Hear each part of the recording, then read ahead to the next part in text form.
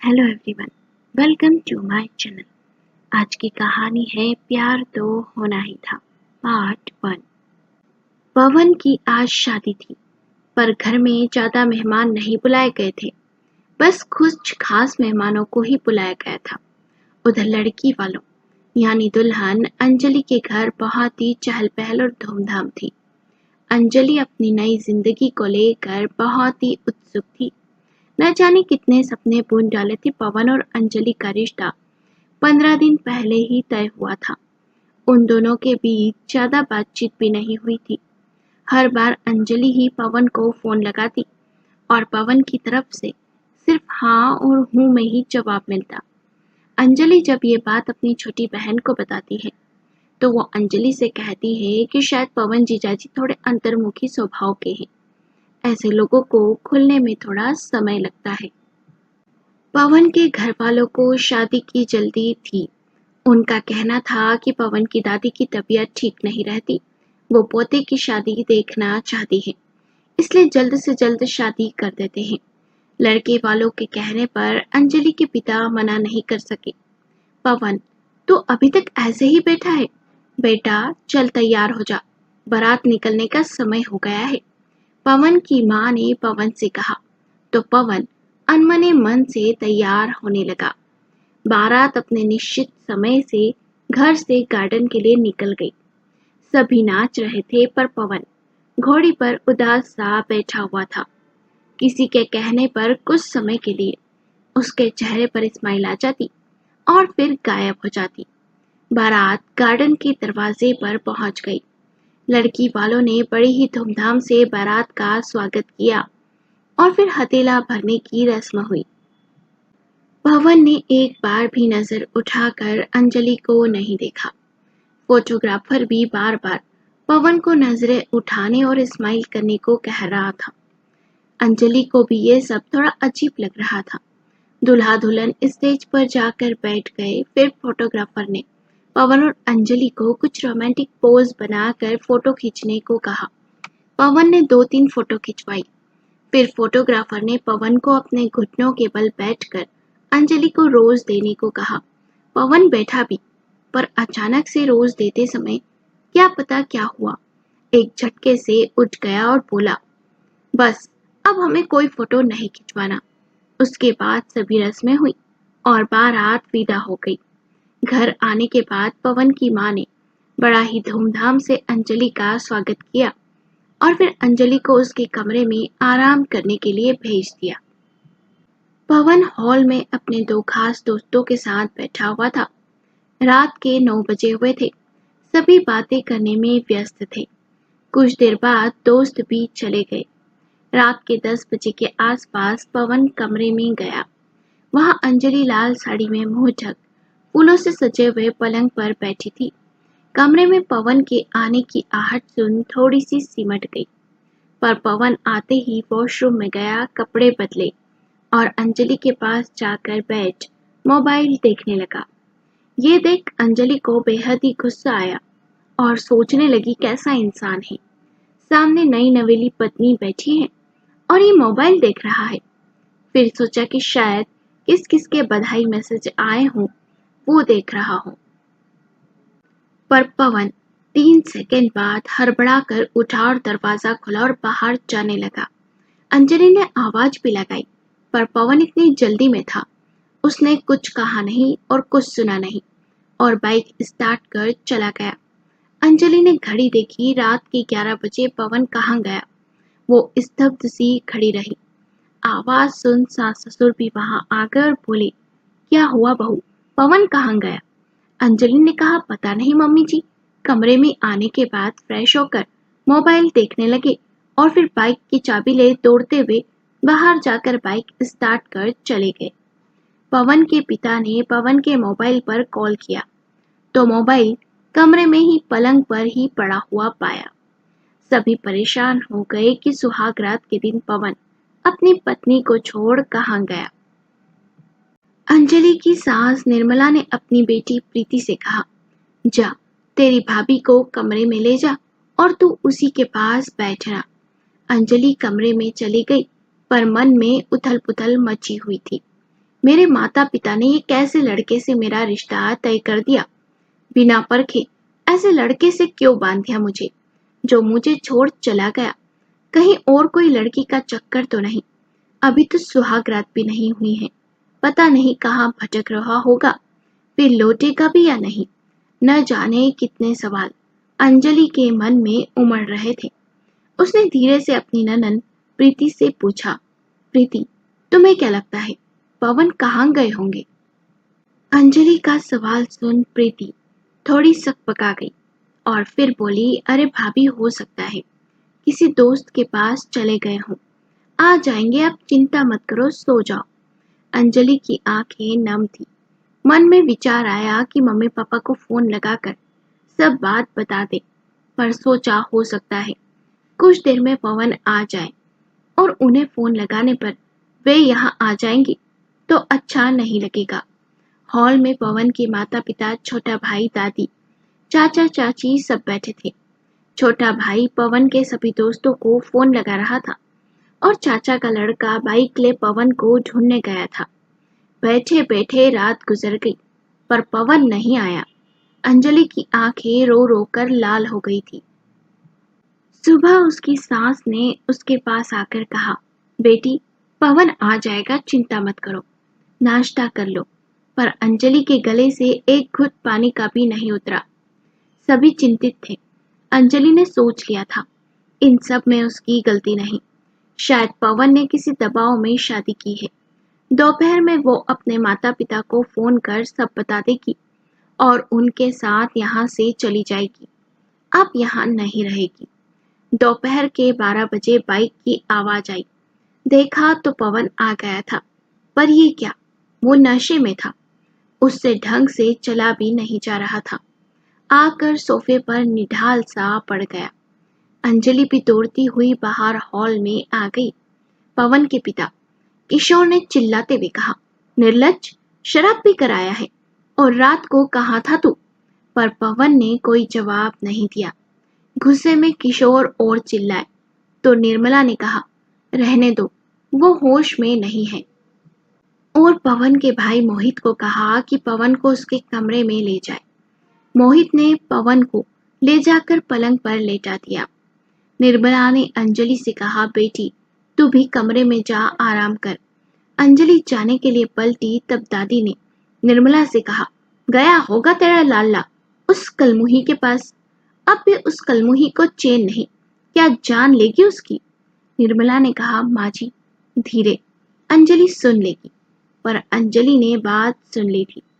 अब वो समझ गई थी गर्लफ्रेंड का चक्कर है तो मेरी जिंदगी क्यों बर्बाद की। होश आने पर पूछूंगी, मैं एक पल भी यहाँ नहीं रुकूंगी। घर का माहौल तनावग्रस्त था। सन्नाटा छाया हुआ था। अंजलि सोच रही थी कि अगर उससे मोहब्बत थी तो मुझसे शादी क्यों की? जब प्यार निभाने का दम नहीं तो प्यार क्यों किया? फिर पवन ने 2 जिंदगियों से खिलवाड़ किया। क्या पवन को माफ कर देना चाहिए? पवन के कारण मुझे मानसिक पीड़ा झेलनी पड़ी। मेरा तो अस्तित्व ही अधर में लटक गया। जब इतनी मोहब्बत थी तो उसे ही अपना लेता। मेरी जिंदगी बर्बाद करने का हक उसे किसने दिया? अंजलि ने पवन को देखा, जो बड़े ही आराम से नशे में सो रहा था। बहुत देर बाद पवन को होश आया और होश आते ही वो वॉशरूम में गया। बहुत देर वॉशरूम में ही रहा। नहाकर बाहर आया पर उसकी आंखें लाल थी।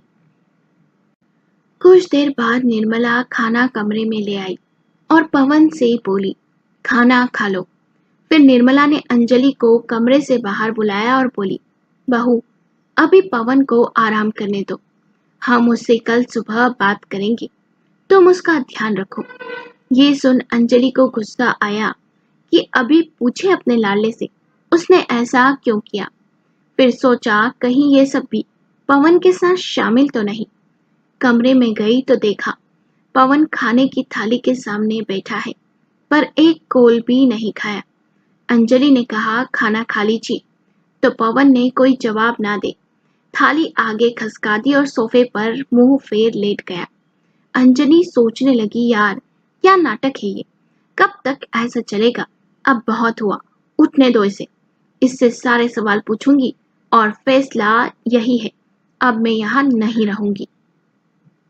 यह दूसरी रात थी जो अंजलि जागते हुए बिता रही थी और पवन रात भर न जाने क्या क्या बड़बड़ाता रहा। बीच बीच में उसकी सिसकियां भी अंजलि को सुनाई दी। वो पूछना चाहती थी पर हिम्मत ना कर सकी। सुबह 8 बजे पवन उठा तो अंजलि ने कहा, मुझे आपसे बात करनी है अभी और इसी समय। आखिर चल क्या रहा है ये सब? आपकी जिंदगी में कोई और थी तो मेरी जिंदगी क्यों बर्बाद की आपने? पर पवन मौन था। अंजलि जोर से बोली, कहो, मुझे मेरे सारे सवालों के जवाब दो। पवन ने धीमे से कहा, सॉरी। अंजलि ने कहा, क्या सॉरी? सॉरी कह देने से सब ठीक हो जाएगा पवन। तभी पवन का मोबाइल बजा और पवन ने किसी से कहा, अभी आता हूँ, और बाइक की चाबी उठाई। अंजलि ने कहा, जवाब दो मुझे पवन। पर पवन फिर चला गया। इस बार अंजलि और भी गुस्से से भर गई, सोचने लगी, अब पवन कब लौटेगा?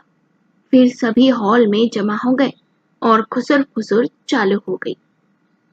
अंजलि ने अपनी सास से पूछा, मम्मी जी ये सब क्या है? मुझे जवाब दीजिए। पर निर्मला चुप थी, किसी ने कुछ नहीं कहा। 1 घंटे बाद पवन घर आ गया तो किशोर ने चिल्लाते हुए कहा, पवन, क्या चल रहा है ये सब?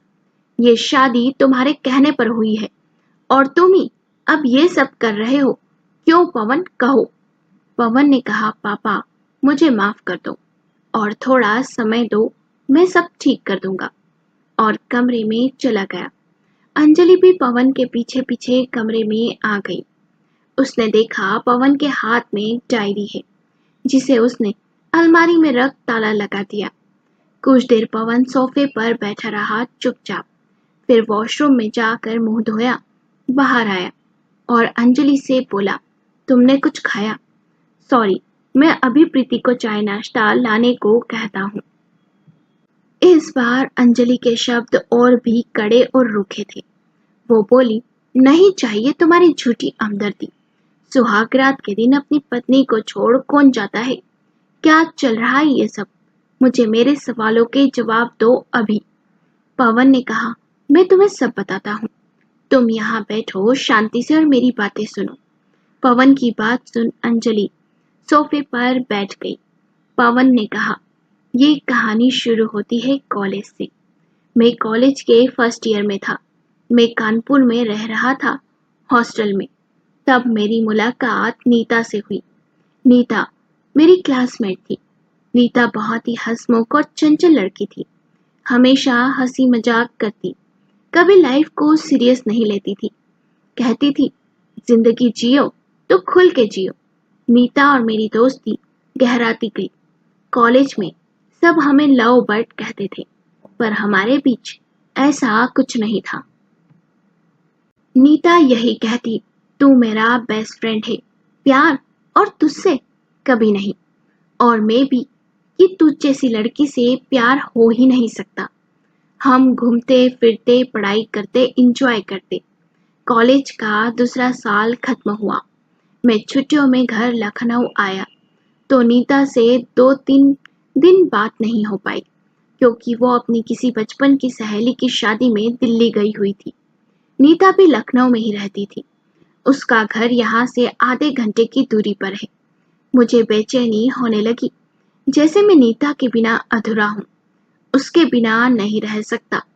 मुझे उससे प्यार हो गया। मैंने नीता को उस दिन कई बार फोन किया, पर उसने रिसीव नहीं किया। कुछ देर बाद उसका फोन आया तो मैंने कहा, कहाँ थी, कब से फोन कर रहा हूँ, तेरी बड़ी याद आ रही है। तो उसने भी कहा, बस थोड़ा व्यस्त थी, मैं भी तुझे मिस कर रही हूँ, काश तू यहाँ होता। ये सुन मैंने कुछ नहीं सोचा, सीधा दिल्ली पहुंच गया। नीता मुझे देख हैरान थी, पर दौड़ते हुए सीने से लग गई। मैं नीता से अपने दिल की बात कहूँ ना कहूँ, कहीं मैं उसे खो न दूँ। इसी कश्मकश में 6 महीने निकल गए। आखिरी साल की परीक्षाएं शुरू होने वाली थी तो मैंने नीता के दिल की बात जानने को कहा कि अब हम अलग अलग हो जाएंगे, तू नौकरी के लिए दिल्ली चली जाएगी और मैं लखनऊ अपने पापा का बिजनेस संभालूंगा, तो तू मेरे बिना कैसे रहेगी? नीता ने हंसते हुए कहा, जैसे तू रहेगा। मैंने सीधे ही नीता से पूछ लिया, नीता, क्यों ना इस दोस्ती को हम एक नाम दे दे, तुम मुझसे शादी कर लो। नीता ने कहा, दिमाग तो सही है ना? फिर मैंने बात बदल कर कहा, मजाक कर रहा था। नीता के मन में मेरे लिए दोस्ती के अलावा कुछ नहीं था। कॉलेज खत्म हुआ, नीता दिल्ली में नौकरी करने लगी और मैं कानपुर में पापा का बिजनेस संभालने लगा। पर मन नीता के लिए तड़प उठता था। कुछ दिन बीते, नीता का जन्मदिन आया और मैं दिल्ली गया। नीता मुझे देख बहुत खुश हुई। हमने डिनर किया बाहर। डिनर करते हुए नीता ने कहा, तूने सच कहा था कि मेरे बिना कैसे रहेगी तू। मुझे तेरी बड़ी याद आती है। शायद अचानक से मैं बोल पड़ा, तुम्हें मुझसे प्यार हो गया है नीता। नीता ने मुस्कुराते हुए मुझे सीने से लगा लिया। उसके बाद हमारी लव स्टोरी चल पड़ी। हर शनिवार रविवार नीता लखनऊ आ जाती। हम दोनों घूमते फिरते साथ समय बिताते। बस एक ही समस्या थी, नीता पंजाबी थी और मैं गुजराती। क्या हमारा परिवार इस रिश्ते को मानेगा? तो हम सोचते हम उन्हें मना लेंगे। 1 साल कब गुजर गया पता नहीं चला। मैंने नीता के बारे में अपने घर में बता दिया। सभी बहुत खुश हुए। नीता से कहा, जब भी लखनऊ आएगी तुझे सबसे मिलवाऊंगा। पर नीता का व्यवहार अब बदल सा गया था। फोन कम करती, लखनऊ भी कम आती। 1-2 बार मैं दिल्ली गया तो मुझे देख खुश भी नहीं हुई। उसके माता पिता भी दिल्ली शिफ्ट हो गए थे। एक बार उसके माता पिता से नीता ने मिलवाया भी था, फ्रेंड कहकर। जब भी नीता से शादी की बात करता तो टाल जाती। मैंने पूछा भी, नीता क्या बात है? तो बोली, कुछ नहीं, बस व्यस्त रहती हूँ आजकल। एक दिन नीता ने मुझे फोन कर दिल्ली आने को कहा। मैं एक कैफे में बैठ नीता का इंतजार कर रहा था। वो अकेले नहीं आई थी, साथ में एक लड़का भी था। उसने प्रेम कहकर उससे परिचय करवाया और ये भी बताया कि प्रेम कनाडा में रहता है। कुछ देर बाद प्रेम चला गया। उसकी कोई मीटिंग थी। उसके जाते ही नीता ने कहा, कैसा लगा प्रेम? मैंने कहा, अरे कैसा भी हो, मुझे क्या, कौन सा तुम्हारा मंगेतर है? तो बोली, मैं प्रेम से शादी करने वाली हूँ। मैंने कहा, क्या? ये कैसा मजाक है?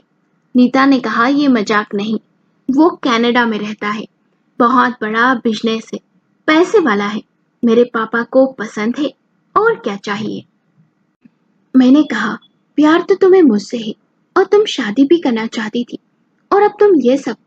मेरे शब्द मुंह से नहीं निकल पाए। नीता ने कहा, प्यार ही सब कुछ नहीं होता है पवन, पैसा पावर होना चाहिए। और हाँ, अगले सप्ताह मेरा रोका है और उसके अगले महीने शादी। तुम जरूर आना। पर मैंने कहा, नीता ऐसा मत करो प्लीज, मैं मर जाऊंगा। नीता ने कहा, देखो ज्यादा सीरियस होने की जरूरत नहीं है पवन, तुम मुझे भूल जाओ और आगे बढ़ो। बाय कहकर वो चली गई। मैं बहुत देर नम आंखों से वहीं बैठा रहा। जब एक लड़के ने कहा कैफे बंद होने का समय हो गया तो होश आया। उसे कई फोन लगाए पर उसने नहीं उठाए। उसके घर के बाहर भी खड़ा रहा। नीता बदल गई। सच में अगले सप्ताह उसका रोका हो गया। कुछ तस्वीरें उसने मुझे भेजी थी। अब क्या? मैं निराश हो गया। सिगरेट शराब रात भर घर नहीं आता। अगले महीने शादी है। नीता के ये शब्द मुझे सोने नहीं देते। फोन लगाने पर फोन नहीं उठाती, मिलने बुलाने पर नहीं आती। क्या करूं? एक दिन मैं नीता के घर पहुंच गया तो उसके पिता ने मुझसे कहा, उसकी शादी होने वाली है अगले महीने और भलाई इसी में है, उसे भूल, तू आगे बढ़। अब वो तुझसे नहीं मिलना चाहती। और दरवाजा मेरे मुंह पर मार दिया। इसका मतलब नीता ने उसके माता पिता को मेरे बारे में सब बता दिया। मैं तड़प उठा। पागल हो गया था मैं। एक दिन मम्मी पापा ने मुझे समझाया कि उस मतलबी लड़की के लिए हमको कष्ट मत दे बेटा। अपने बारे में सोच आगे बढ़। समय निकलता गया। नीता से मिले, बात किए, 2 महीने गुजर गए। मैं सोचता अब तक तो वो मुझे भूल आगे बढ़ गई होगी, अपनी पति की बाहों में होगी। एक बार दिल्ली भी गया तो उस फ्लैट पर ताला मिला। पड़ोसी ने बताया कि वो लोग कब से यहाँ से चले गए। उसके बाद नीता का चैप्टर क्लोज हो गया। मैंने अपने आप को संभाला और आगे बढ़ने का सोचा और शादी का हाँ कह दिया। फिर मेरे पिता ने मेरी शादी तुमसे तय कर दी। पर शादी के 4 दिन पहले मुझे मेरे एक दोस्त से पता चला कि नीता लखनऊ में है और उसे देख नहीं लगा कि उसकी शादी हुई है। उससे उसकी मुलाकात हॉस्पिटल में हुई थी। मैं ये सुन परेशान हो गया और उसके लखनऊ वाले घर गया। पर फिर उसके पिता ने यह कहकर भगा दिया कि नीता कनाडा में है और उसकी शादी हो गई है। तो मैंने भी गुस्से से कह दिया, हाँ हाँ, तो मैं कौन सा उसके लिए मर रहा हूँ। अगले हफ्ते मेरी भी शादी है, बता देना उस धोखेबाज को। और घर आ गया। पर सवाल ये था कि झूठ कौन कह रहा है, वो दोस्त या नीता के पिता।